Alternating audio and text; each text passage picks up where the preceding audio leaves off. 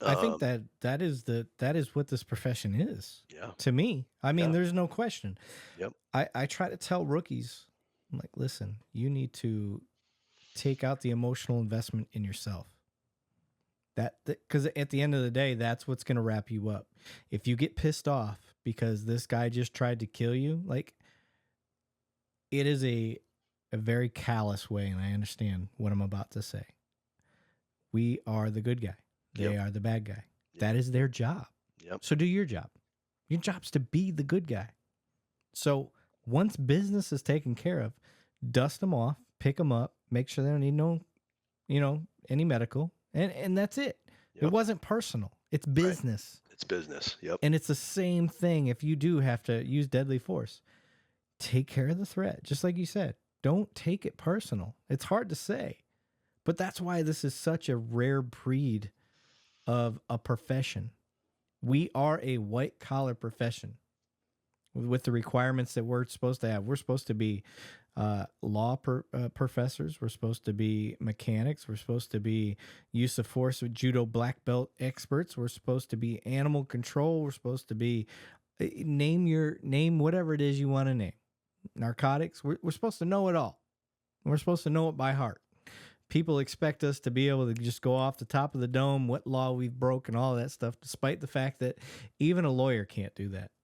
So if that's the expectation, and that is what this job calls for, you cannot afford to let it get you wrapped up emotionally. You know whose job it is to let it get wrapped up emotionally? It's the public.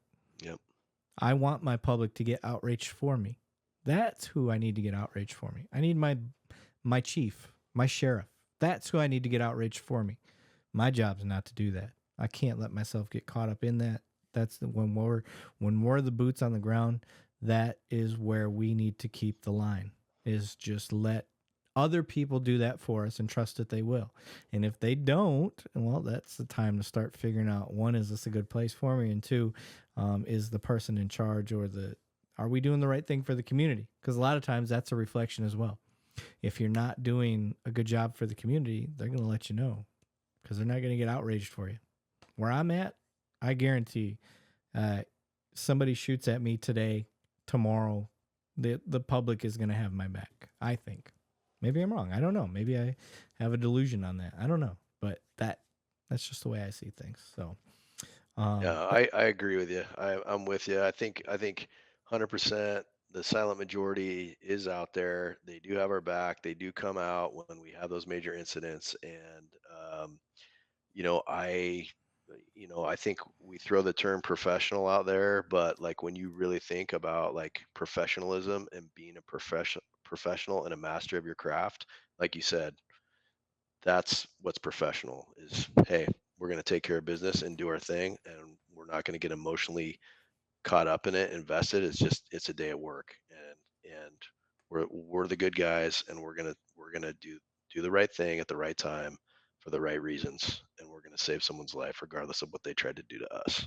yeah, and if you're out there listening, you're an officer, and you're just like, easy to say, tougher to do. I agree. It is. Yeah. It fucking is. But and especially when we're talking about cases that deal with children, there are tougher instances and examples. There are. That's why I try to. Honestly, I'm putting it out there. I try to avoid anything that involves kids. I have kids, and they're about the same age as yours. I have a 14 and an 11-year-old, about to be 12. Oh shit! Yeah, Truckers. and I mean, I truly like guys that can do child crimes and child sex crimes. Like people come up to me and like, I don't know how you do narc work. I can never do narc work. That's the same thing I say to those guys that do that job. And like that is truly like doing God's work, man. Like you are the protector against pure evil, Yeah. and rescuing those kids and preventing future victims when you get those predators.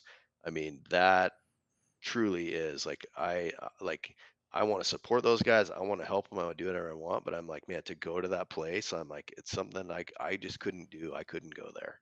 Yeah, you took the words right from my mouth. I was about to say the same thing. I'm like, I see guys that do narc. I see SWAT guys. I'm like, I'm glad you do that. I'm glad it's something you want to do, because I can't do it. I can't be a SWAT guy. I can't. And as far as CACU, crimes against children units, I can't do it. Yeah. I just can't. I don't trust myself to do it unbiasedly. I don't trust myself to do it, as controlled as it needs to be. And it needs to be done very controlled. So, the guys that want to do that job, man, my hat's off to you. I commend you. I had, I can't remember his name. I just had a guy, from Pinell County, retired, but, we talked about cybercrime and, the stuff. I can't remember his name. My phone's on the floor, but anyway, yeah, it fell out of my lap.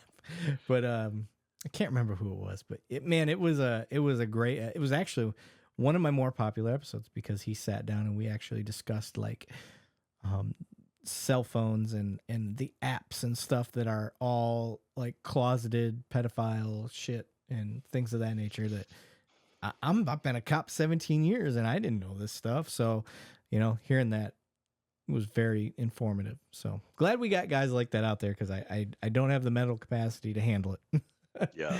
No and doubt. I've run across, I'm sure you have yourself run across crimes against kids, and you're doing everything you can to not get emotionally invested and wrapped up, and just that alone is a fight in itself.